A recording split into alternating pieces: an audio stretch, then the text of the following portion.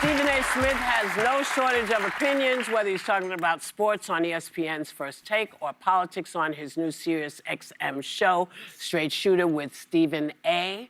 So please welcome back Stephen A. Smith.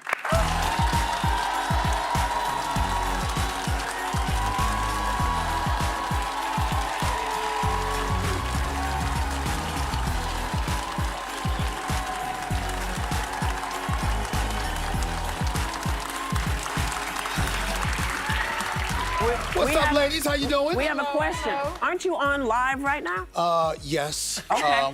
But I went on there from 10 to 11, and then they said they needed. My teammates at ABC needed me here, so I'm here. I see. You're right across the hall, though. That's right. It is nice to have you as a neighbor and at the table. Thank you so much. Good to see y'all. So it's been a minute since you were here. Last time you were here, it was 6 weeks into Trump 2.0, his second administration.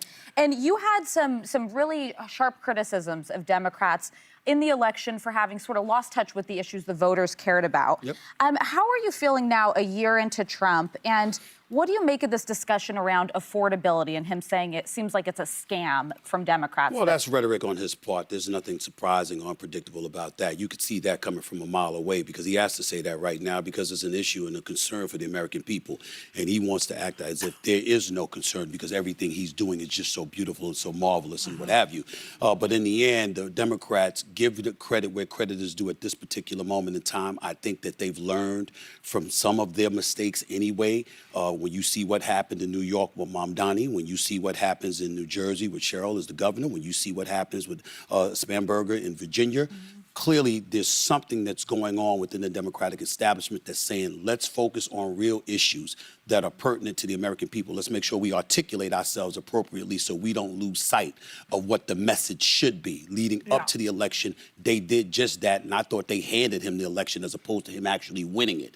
Now they're forcing him to play ball and figure out a way to beat them because they're coming and they're gaining some momentum. We'll see what happens from there. Well, Stephen, as we wait the release of the Epstein files, House Oversight Democrats released this trove of really creepy photos from inside Jeffrey Epstein's private island. So I want to ask you, is this the tip of the iceberg? What do you think the Trump administration will actually and ultimately release? And if they have nothing to hide, why did they fight so forcefully against this? Well, I'm suspicious. I'm suspicious in terms of, you know, the hesitancy in releasing the Epstein files, particularly when it's something you campaigned on. So I think in that regard, fine. But I also believe that there are people that have seen the Epstein files, and if there was something directly incriminating about Trump, it's something that would have been, we would have found out about it before the election because every measure would have been exhausted to make sure he didn't return to the White House. I do believe, however, when you have power brokers in place, what happens is on both sides of the aisle, it could be people in those Epstein files that can be severely incriminated, obviously. And anybody they protect each other. Well, they protect each other. And So you don't think Trump is in the files? I mean, he was mentioned over 1,000 times. I'm not saying he wasn't in the file. It wasn't in the files. I'm saying that if it was something really, really incriminating against him, I think we would have heard about it by now. I think him and others on both sides of the aisle they have friends that they're trying to protect. Well, and it could be billionaires and people that that's what I'm talking about. their whole That's what I'm talking about. That's what I'm talking about. And let's not. But wasn't Trump? Let's not act like that's a surprise. He says he was a very close friend of his. I mean, he denies that. Once upon a time, he did say that. But there's also videos of him calling out Epstein and saying, down the line, beware because there's going to be some dirt you're going to find out about this man. Yeah, but remember what year he said that in? 2015. That's kind of. You know. They did reportedly have a falling out, but... I heard it was over some property in Florida, believe it or not. Well, I mean, the excuses for it is what it is. But the point is that Epstein was doing what he was doing for years. So whether it was 2015, 2010, I don't care when it was. If you're that kind of despicable human being, I want to find out about it. I don't give a damn if it was 20 years ago, 40 years ago. If you were that kind of person, we need to know you about So you want to see the files? Well, of course I want to see the files. Me too. Of course I want to see the files. Me too. Absolutely. Okay, so let's talk about this, because Trump is claiming that he aced the cognitive test. Even though he's going on late-night Truth Social tirades, in the middle of the night, he's texting and calling Governor Walz a name that we don't use anymore. It's a disability. He's attacking female reporters as piggy and ugly. He's falling asleep in the middle of a meeting. I mean, I said yesterday that Marco Rubio is boring, but not that boring that he would fall asleep. So what do you think's going on with him? Trump is being Trump. Really? There's nothing cognitively wrong there? Well, I'm not saying whether there is or isn't. What I'm saying is 77 million people don't care. They voted for him. And those same 77 million people Is it will still do it that again. number? They would do it. Well, you could say that it is or isn't, but the point is he's the president of the United States. Despite the onslaught of stuff that was coming his way, he knocked off folks, and the Democrats let him because they weren't on their game. Now you have to look at, because obviously he's not going to circumvent the 22nd Amendment, which will enable him to run for a third term. So now you're talking about J.D. Vance or Marco Rubio. Mm-hmm. Marco Rubio is considered the adult in the room, the Secretary of State, National Defense, the National Security Advisor. You got J.D. Vance, he's the vice president, but he seems more Trump-ish in terms of how he conducts himself and how he's willing to go after people. So who is Trump going to support? One of the things that I talked about on my show was that I said, don't fall for it. Look at what Trump is doing. Trump is positioning himself to remain in power even if he isn't the president. Yeah. He wants to make sure he maintains that level of influence. And so because of, you see what he's done with the Honduras president, letting him out, pardoning him,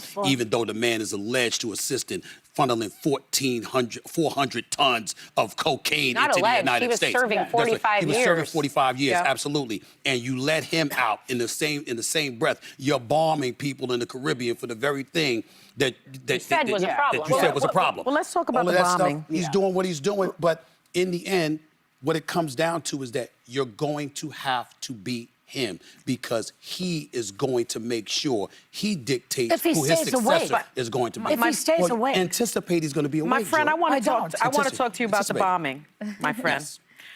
And some things that you recently said. Sure. You know I like you, right? Okay, so you recently accused Senator Mark Kelly, a veteran, an astronaut, of crossing the line for participating in a video reminding troops that they can refuse to follow illegal orders. Okay. Let's see some of what you said, my friend. Sure. You know better, Senator Kelly. You know better. How dare you do that? You could go to the House. You can draw up paperwork. You can try to start articles of impeachment if you think there's something illegal. I mean, damn, it ain't like y'all haven't done it before. You impeached the man twice. Where'd that get you? Got his behind back in the White House. Had you left him alone since 2020, maybe he wouldn't be back. You don't tell military men and women to ignore an order from the commander-in-chief. You don't do that. Caffeine's a bitch, you know? Now, let me just remind you that Pete Hegseth said in 2016, I do think there have to be consequences for abject war crimes. If you're doing something that is just completely unlawful and ruthless, then there is a consequence for that. That's why the military said it won't follow unlawful orders from their commander-in-chief. Okay. Now, given the fact that the secretary himself said that, I'd love to give you the opportunity to perhaps change your position on what you said. I'm not changing a thing. Okay. I didn't stutter when I said it. You want to stay loud and wrong? Well, you could call it loud and wrong all you want to. You're entitled to your opinion. I'm entitled to mine. Here's the reality of the situation. First of all, I don't give a damn what Pete Hegseth has to say because I will tell you right now, he was never qualified for the job. When you talk about DEI and eradicating that, excuse me, what was he doing hosting Fox News on the weekend and all of a sudden he's the defense secretary? Please, give me a break. I don't care what he has to say. Let me get that out the way. As it pertains to Mark Kelly, what I was talking about is military. What I did was get on the phone with family and friends who have served in the military. And I said, we're not civilians. This is not the court of law. You can be implicated for implying something if you are a former military member or you are a present military member. It wasn't what Mark Kelly said. It's the fact that he was a combat Navy pilot who served in the military who would tell folks, ignore an order when it could get them in the He did not say I said ignore. illegal. I said illegal. I'm talking about illegal. I understand that. He said you don't have to follow an unlawful order, and that is in the military code of conduct. And I'm saying to you, hold on, which I'm aware of. But it didn't sound like you were aware of that. Well, no. I disagree with you. Stephen, can I ask you a question? I had two governors, by the way, text me to tell me I was wrong, and they agree with you. You are wrong. I had two senators that reached out to me and said, you weren't wrong at all. Well, Mikey Sherrill did say that the reason they felt the need to put that out is they were constantly being approached by people in the military saying, we're being put in really uncomfortable situations. But that to me is a little more relatable when you're a veteran yourself. But I'm saying let me say this real quick. You gotta do it real quick. Or wait till we come back. All I'm saying is this. If you're a member of the military, I'm looking at the soldiers and saying, don't get yourself in trouble. Let somebody else do it. Don't you do it because it ain't gonna work for you. But you get Sorry, that was Okay. Alyssa Slotkin, not Wait. Mikey Sherrill.